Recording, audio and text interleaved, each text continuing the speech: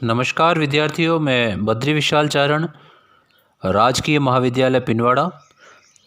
आज के इस वीडियो लेक्चर में हम बीए प्रथम वर्ष के पेपर 2 अर्थात मध्यकालीन भारत के एक महत्वपूर्ण टॉपिक मुगलकालीन आर्थिक जीवन का अध्ययन करेंगे। जैसा कि आप सबको विदित है, चाहे धर्म हो, चाहे सेना हो, चाहे न्याय प्रशासन हो, चाहे सामान्य प्रशासन हो, चाहे राजा की दैनंदिन जीवन हो, सभी चीज़ों की जो धुरी होती है वो अर्थव्यवस्था होती है। और अर्थव्यवस्था के आधार होते हैं मुद्रा प्रणाली, व्यापार,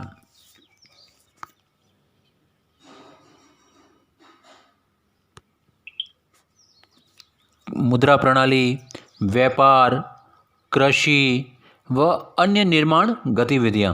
तो आज के इस वीडियो लेक्चर में मुगलकालीन आर्थिक जीवन भाग प्रथम में हम मुगलों की आर्थिक जीवन के विभिन्न पहलुओं का, उनकी आर्थिक व्यवस्था का अध्ययन करेंगे। सबसे पहले मुगलकालीन मुद्रा व्यवस्था।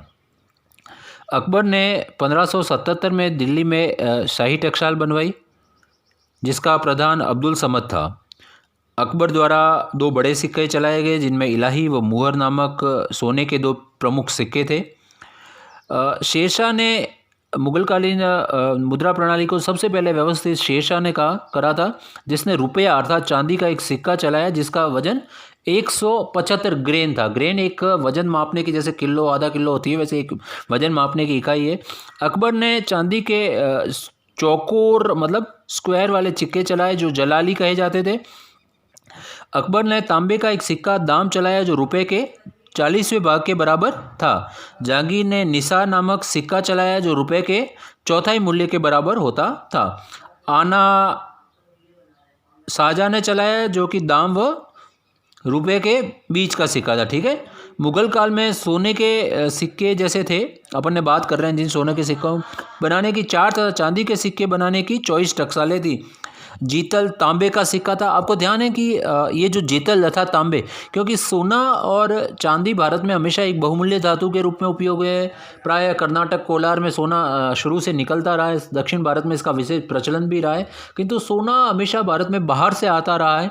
ऐसे में जो नियमित लेन देन है, उसमें सोने के सिक्के जो थे उनका प्रयोग नहीं हो सकता था। ये सिक्के प्रतीकात्मक अर्थात सिंबॉलिक हो सकते थे, लेकिन नियमित जो व्यापार या जो नियमित लेन देन या विनिमय एक्सचेंज होता था, उसमें जीतल अर्थात तांबे का सिक्के का ही प्रयोग होता था। अब दूसरी चीज़ है मुगलकालीन भू राजस्व व्यवस्था।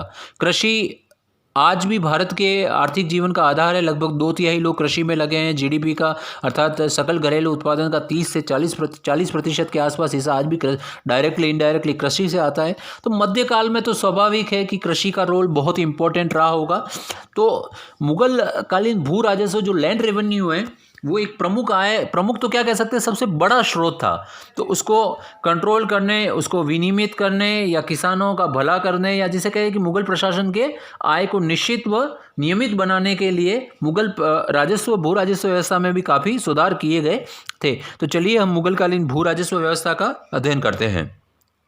मुगलकालीन भू राजस्विक व्यवस्था।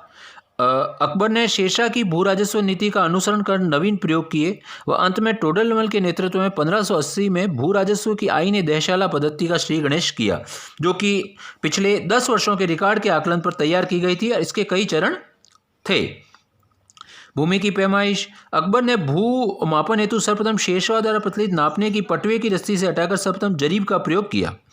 जरीब बांस के डंडे होते थे, जिन पर लोहे की कड़ियाँ लगी होती थी। अकबर ने सिकंदरी गज, जो कि 39 अंगुल इंच का होता था, स्थान पर इलाही गज, जो कि 41 अंगुल या 33 अंगुल का होता था, प्रयोग प्रारंभ किया।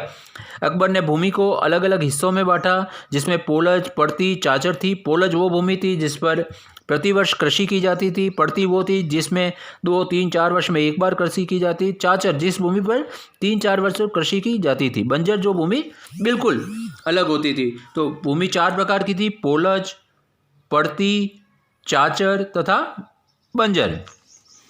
भूमि कर का निर्धारण। अकबर द्वारा गत 10 वर्ष की औसत उपज के आधार पर औसत पैदावार का 1/3 भाग भूमि कर के रूप में लिया जाता था। 10 साल पद्धति में राजस्व निर्धारण की जब्त, कनकूत, नस्क एवं बटाई पद्धतियां प्रचलित थी। भू राजस्व अधिकारी अमलगुजार, आमिल, मुकद्दम, पाटिल, पटवारी, कानूनगो आदि प्रमुख भू राजस्व अधिकारी होते थे। मुगल भू राजस्व दर, अकबर के समय 1/3 भाग भू राजस्व वसूला जाता था। शाहजहाँ के काल में 70% तक भू राजस्व वसूला जाता था। इसके अलावा किसान के जाबिताना ज़मीन मापने का व्यय, जरीबाना जो 2.5% होता था, वो महसूलाना अर्थात वसूलने का चार्ज जो 5% होता था अलग से वसूला जाता था। ये तो हो गई कृषि की बात। अब हम बात करते हैं मुगल राजस्व के अन्य स्रोत। तो इसमें सबसे पहले आते हैं जजिया, गैर मुसलमानों से वसूला जाने वाला कर, यह आय के आधार पर वसूला जाता था। जक़ात, मुसलमानों से उनकी संपत्ति की राज्य द्वारा सुरक्षित करने के एवज में संपत्ति का 40वां भाग वसूला जाता। खम्स, यह युद्ध में लूट का माल का भाग होता था। मुगलकालीन, अब हम देखते हैं मुगलकालीन जागीरों के प्रकार। वतन जागीर, यह मनसबदारी या अधिकांश राजाओं को उनके ही शासन क्षेत्रों में दी गई जागीर होती थी जो अहस्तांतरित होती थी। अलतमगा, विशेष कृपा पात्र धार्मिक व्यक्ति को वंशानुगत रूप से दी जाती थी। इसे जहांगीर द्वारा प्रारंभ किया गया था। खालसा, केंद्रीय सरकार के अधीन भूमि जिसका प्रबंध व आय केंद्र सरकार करती थी।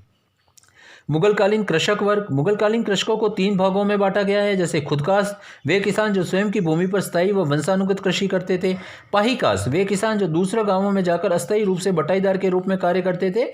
और मुजारियान, ऐसे किसान जो खुदकाश किसानों को जमीन को रेंट, किराए पर या टिनेंट बनाकर देते थे, उस पर खेती करते थे। अब मुगलों ने सिंचाई की भी व्यवस्था की, जिसमें नहर सिंचाई, मुगल कालों ने नहर प्रणाली का विकास हुआ। इसमें सबसे प्रमुख भूमिका शाहजहाँ की थी। जैसा कि आपको पता है, सल्तनत में फिरोज तुगलक ने 2 नहर बनवाई थी। इसी प्रकार मुगल काल में नहर बनाने वाले शासक के रूप में शाहजहाँ को जाना जाता है, जिसने 2 नहर बनाई, नहर फैज और नहर शाह। नहर फैज ये यमुना नदी पर व शाह नहर जो रावी नदी पर। नहर फैज जो थी उसकी लंबाई लगभग 150 मील के आसपास थी। तो इस प्रकार हमने देखा मुगलकालीन मुद्रा व्यवस्था, मुगलकालीन भू व्यवस्था जिसमें मापने के तरीके, भूमि का वर्गीकरण, भूमि का राजस्व की दर, मुगलकालीन राजस्व अधिकारी, साथ ही मुगल राजस्व के अन्य श्रेणी, मुगलकालीन कृषकों के विभिन्न वर्ग और सिंचाई के प्रकार। धन्यवाद।